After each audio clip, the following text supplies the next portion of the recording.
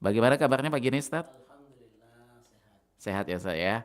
Oke, baik. Dan tadi perjalanannya bagaimana nih menuju ke Perompat, Ustaz? Alhamdulillah nyaman suasana. Sehat ya, Habis hujan. lancar ya, Ustaz ya? Iya, habis hujan ini jadi udara segar. Iya, udara bercampur nih pagi ini.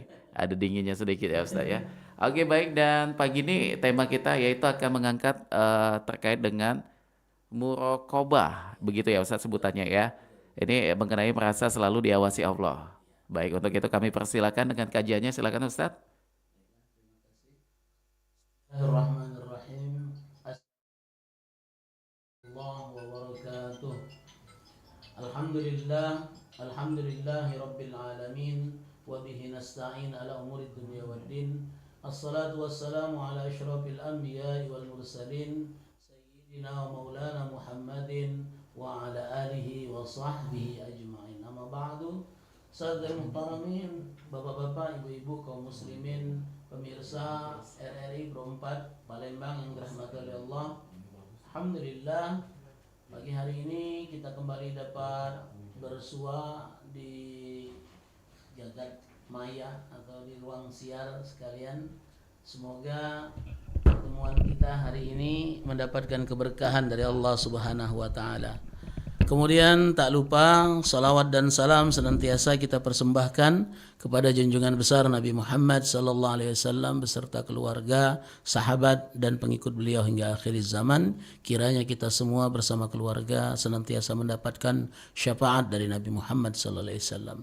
Pemirsa Pro 4 RRI Palembang yang kami cintai, kami banggakan, sebagaimana yang kita sampaikan di player dan tagline bahwa pagi hari ini materi yang akan disampaikan adalah bab ke-6 dari kitab Riyadhus Shalihin tentang muraqabah. Muraqabah ini artinya merasa selalu diawasi oleh Allah Subhanahu wa taala. Banyak kita temukan ayat Al-Qur'an yang menceritakan bagaimana Allah memiliki sifat basir, bahwa Allah Maha melihat. Sifat di antara sifat 20 yang wajib kita imani, bahwa sesungguhnya tidak ada yang lepas dari pantauan Allah Subhanahu wa taala. Tidak ada masuk tidak suaranya. Tidak ada yang lepas dari pantauan Allah Subhanahu wa taala karena sifat basir Allah melingkupi segala sesuatu. Maka hakikatnya seluruh pekerjaan kita, seluruh perbuatan kita, seluruh amalan kita tidak ada yang lepas dari pantauan Allah Subhanahu wa taala. Dalam beberapa ayat dikatakan Allah tahu apa yang engkau tampakkan dan juga Allah tahu apa yang engkau sembunyikan di dalam hati. Nah, dasar keyakinan ini menjadi sebab kesempurnaan amal kita dan kehati-hatian kita dalam berbuat. Mengapa? Karena selalu merasa diawasi oleh Allah Subhanahu wa taala. Ada hadis yang sangat masyhur yang disampaikan oleh Umar ibn Khattab dalam Arba'in Nawawi, termasuk juga hadis pertama yang disampaikan di bab ini di dalam kitab Riyadhus Shalihin, yakni hadis ke-60 dari seluruh bab. An Umar ibn Khattab radhiyallahu anhu, diriwayatkan oleh Umar radhiyallahu anhu qala bainama nahnu julusun 'inda Rasulillah sallallahu alaihi wasallam dzata yaumin, suatu saat kami sedang duduk bersama Rasulullah. إذ طلع علينا رجل شديد بياد الثياب سديد سواد الشعر. Tiba-tiba sedang kami enak duduk ngobrol bersama Rasulullah, tiba-tiba ada seorang laki-laki yang datang masuk langsung menemui Rasulullah menggunakan pakaian yang sangat putih, sementara dia memiliki roman muka yang tampan, namun rambutnya sangat hitam. La yura alaihi atharus safar, tidak tampak dia ini berasal dari luar kota. Mengapa? Karena pakaiannya masih bersih, rambutnya masih bersih. Karena biasanya orang tuh tahu kalau orang ini dari perjalanan jauh, pakaiannya sudah mulai lusuh dan mungkin ada debu, ada apa di bagian rambutnya. Nah, sementara laki-laki ini pakaiannya putih bersih, rambutnya masih sangat hitam. Artinya dia tidak terlalu jauh datangnya dari sekitaran daerah di mana mereka sedang duduk-duduk tadi. Tapi tidak ada satupun di antara sahabat yang kenal dengan dengan laki-laki ini.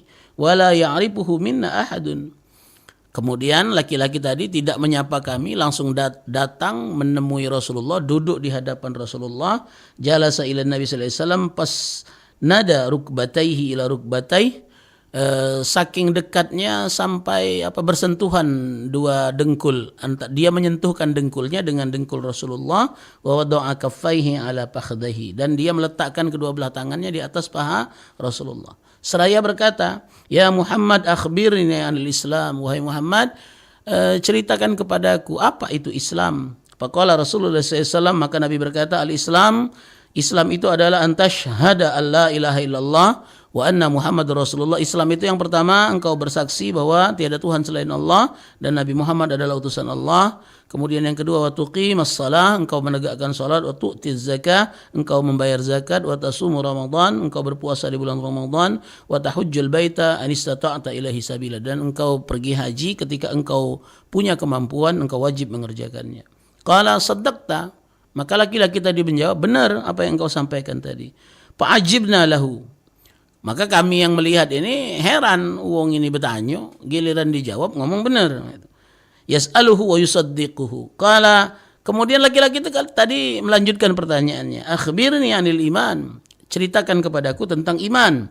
Maka kata Rasulullah melanjutkan jawaban dari pertanyaan laki-laki ini yang kedua, antu'mina billahi wa malaikatihi. Yang dimaksud dengan iman itu adalah pertama, engkau beriman kepada Allah, yang kedua beriman kepada malaikatnya, wa kutubihi, dan juga beriman kepada kitab-kitabnya, wa rusulihi, beriman kepada para nabi dan rasul yang dia utus, wal yaumil akhir, engkau beriman kepada hari akhir, wa tu'mina bil qadari khairihi wa syarrihi, dan engkau percaya beriman akan adanya takdir, baik takdir yang baik maupun takdir yang buruk. Qala saddaqta, maka laki-laki tadi kembali menjawab, saddaqta, benar engkau, benar apa yang engkau sampaikan. Kemudian dia melanjutkan pertanyaannya yang ketiga, laki-laki tadi, fa akhbirni anil ihsan, ceritakan kepadaku apa yang dimaksud dengan ihsan.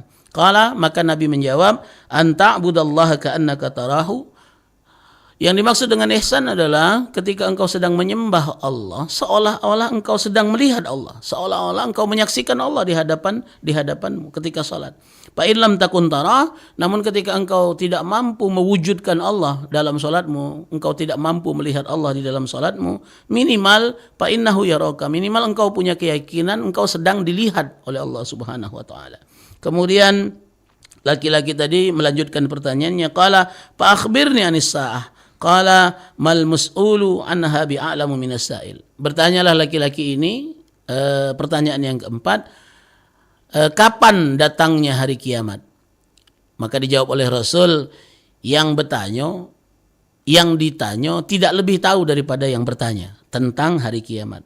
Maka laki-laki tadi melanjutkan pertanyaannya, akhbirni an amaratiha. Kalau memang kau tidak tahu waktunya, minimal engkau tahu tanda-tandanya, kapan kiamat itu datang. Maka kata Rasulullah, antalidal amatu rabbataha. Yang pertama, ketika seorang hamba, budak hamba sahaya perempuan melahirkan tuannya, wa antara al-khufat al-urat al-aliyata ri'a asy-syah yatatawaluna fil bunyan. Ketika sekelompok manusia yang bertelanjang kaki datang dari pegunungan, menguasai kota dan berlomba-lomba meninggikan bangunan. Itulah tanda-tanda kiamat akan segera datang. Summa intalaka, kemudian setelah itu laki-laki tadi pergi, keluar dari tempat majelis kami tadi. Falabistu maliyan, aku terdiam, beberapa sahabat yang menyaksikan itu terdiam, maka Nabi berkata kepadaku, qala ya Umar, wahai Umar, atadari manis sa'il, tahu tak kau siapa yang bertanya tadi, siapa lanang yang bertanya tadi?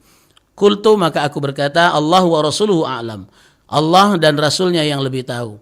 Maka kata Rasulullah, qala fa innahu Jibril atakum yu'allimukum dinakum, sesungguhnya tadi adalah Jibril datang menemui aku dalam wujud manusia, sengaja ingin mengajarkan kepada kalian tentang agama kalian.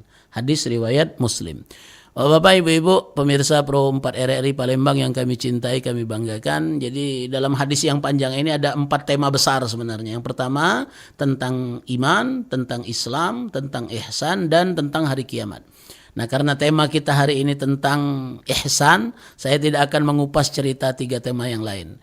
Bahwa ternyata kerangka agama kita itu ada 3 macam. Selama ini kan kita hanya mengenal konsep tentang Islam, iman dan Islam. Rukun iman kita hafal ada 5, rukun iman ada 6, rukun Islam ada 5. ternyata ada rukun ketiga yang menjadi kewajiban bagi kita untuk disempurnakan. Apa rukun yang ketiga? Ihsan. Bahwa sesungguhnya iman dan Islam tidak akan sempurna sebelum mencapai menggabungkan ditambah dengan ihsan. Jadi ketika kita melakukan satu ibadah, dasarnya adalah iman. Tata caranya adalah Islam. Sementara nilai intrinsik, apa istilahnya itu, nilai spiritual yang ada di dalam ibadah itu yang disebut dengan ihsan. Ketika kita sholat, maka kita sholat mengerjakan karena percaya kepada Allah, percaya kepada Rasulullah, percaya kepada kitab Allah yang memerintahkan kewajiban kita sholat. Maka kita melaksanakan sholat. Nah, saat kita sedang melaksanakan sholat, apa yang kita lakukan? Kita belajar tentang bagaimana tata cara sholat. Diajarkan oleh guru kita pelajari dari buku-buku fikih. Nah, buku fikih ini dikarang oleh orang-orang hebat. Orang-orang hebat ini dapat ilmu dari gurunya, sampai kepada tabi'in belajar kepada para sahabat, dan sahabat belajar dan melihat langsung bagaimana tata cara Rasulullah sholat. Jadi Islam itu adalah tata cara ibadahnya. Nah, jadi ketika kita sholat, dasar kewajibannya kita melakukan karena iman. Bagaimana tata caranya, kaifiatnya kita belajar dengan fikih. Agar sempurna ibadah sholat tadi harus ada jiwanya, harus ada ruhnya, harus ada spiritnya. Nah, spirit dalam ibadah itu yang disebut dengan ihsan. Maka ketika Rasul ditanya oleh malaikat Jibril tadi, apa itu ihsan? An ta'budallaha ka'annaka tarahu. Ketika engkau sedang beribadah, seolah-olah engkau sedang menyaksikan Allah, seolah-olah engkau sedang melihat Allah. Nah, kalau engkau memang tidak mampu melihat Allah, mewujudkan Allah di dalam pandanganmu ketika engkau sedang beribadah, minimal engkau punya keyakinan fa in lam takun tarahu fa innahu yaraka. Minimal engkau punya keyakinan dalam hati engkau sedang disaksikan, sedang dilihat. Kita tidak bisa melihat Allah, tapi kita minimal punya keyakinan sedang dilihat oleh Allah Subhanahu wa taala.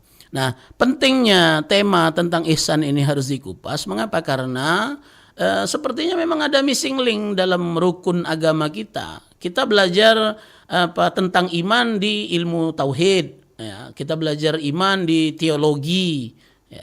Kita belajar iman di ilmu-ilmu yang bercerita tentang akidah. Ada sumber ilmunya, dan saya pikir di pelajaran agama anak-anak SD, SMP, SMA sampai kuliah, materi tentang rukun iman ini kita pelajari. Ada maksud saya ada pak ilmunya, dan itu lazim diajarkan di sekolah. Kemudian ketika kita bercerita tentang Islam, kita belajar di bidang ilmu fikih. Pemirsa, kita dapatkan pelajaran bagaimana tata cara sholat, tata cara puasa, tata cara haji. Bahkan dari TK pun anak sudah diantarkan berangkat untuk manasik haji dan lain sebagainya. Itu semua fikih. Kita pelajari dari sekolah dasar sampai ke bangku kuliah. Bahkan mungkin di majelis-majelis taklim pun kita sering belajar tentang kaifiat ibadah. Bagaimana tata cara ibadah. Nah, tapi ternyata di momen rukun yang ketiga agar semakin sempurna ibadah, sedikit sekali di antara kita yang pernah belajar bagaimana tata cara mewujudkan Tuhan di dalam ibadah. Merasakan Tuhan hadir dalam sholat kita. Merasakan kita sedang disaksikan oleh Allah saat mengerjakan satu kebaikan.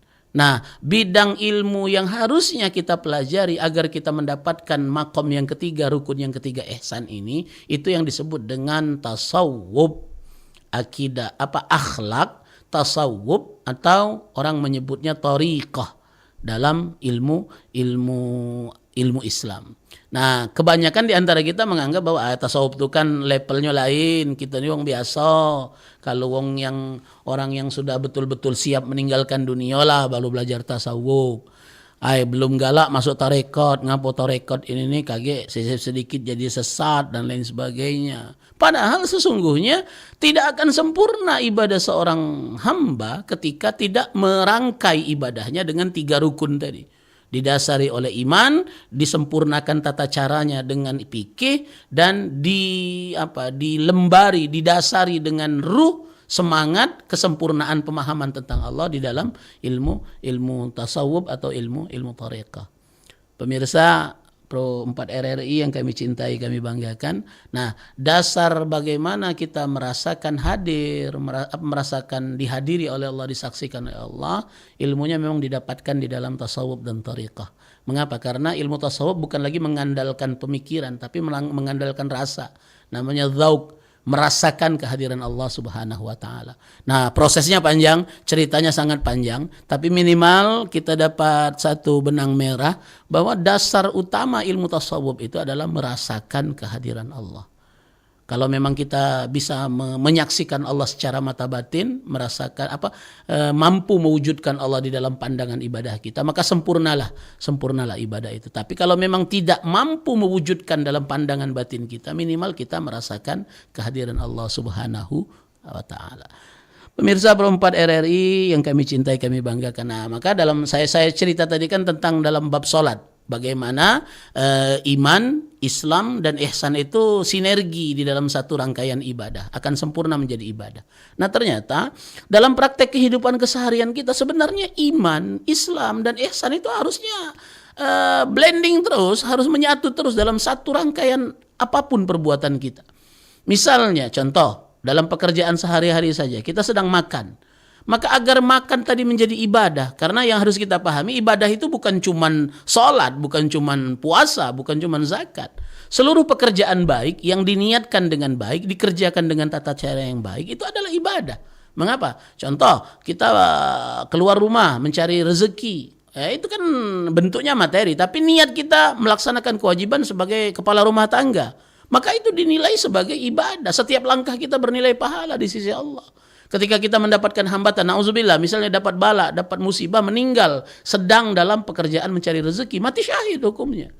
Dihukumi mati syahid. Nah, maka bercerita tentang ibadah, saya katakan tadi, ketika dia didasari dengan 3 rangkaian ini, maka semuanya bernilai pahala. Contoh misalnya makan.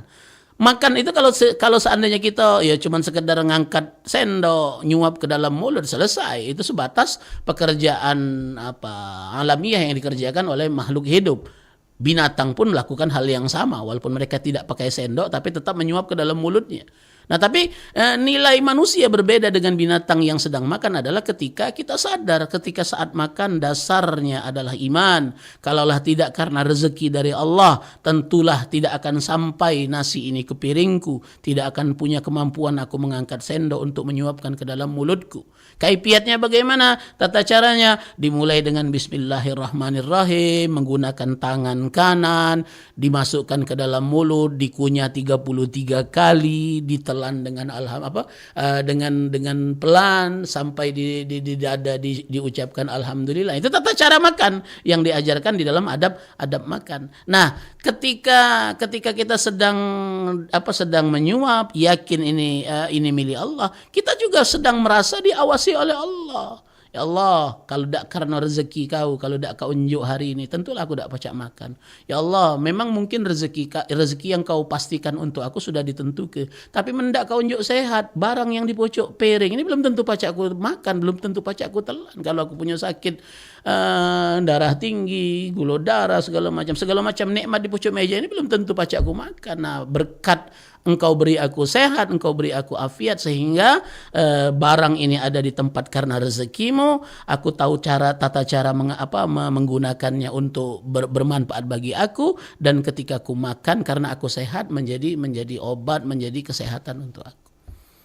Jadi tata cara mencampurkan 3 rukun inilah adalah aktivitas kita dan kesempurnaan kehidupan kita sebagai hamba Allah Subhanahu wa taala. Saya pikir ini kalau bercerita sesama orang dewasa mungkin pecahnya remeh, tapi sesungguhnya inilah dasar agama kita, dan yang lepas dari kita dalam pengajaran kepada anak-anak ketika kita hanya mengajarkan rukun iman, rukun Islam. Sedikit sekali di antara kita yang pernah mengajarkan kepada anak-anak kita bagaimana rukun ihsan, merasa diawasi oleh Allah, merasa disaksikan oleh Allah Subhanahu wa taala. Ini jadi bisa dikiaskan, bisa diasosiasikan ke dalam pekerjaan yang lain apapun.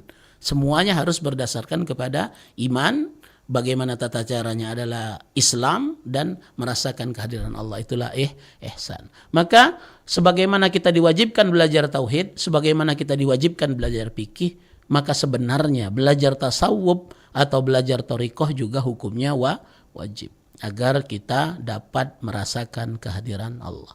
Itulah mungkin tema besar dari cerita kita pagi hari ini, bahwa muraqabah itu penting. Mengapa? Karena kita merasa diawasi oleh Allah. Semoga di lain kesempatan kita dapat bercerita panjang lebar lagi tentang bagaimana mewujudkan rasa hadirnya Allah di dalam seluruh aktivitas. Itu adalah merupakan PR kita bersama.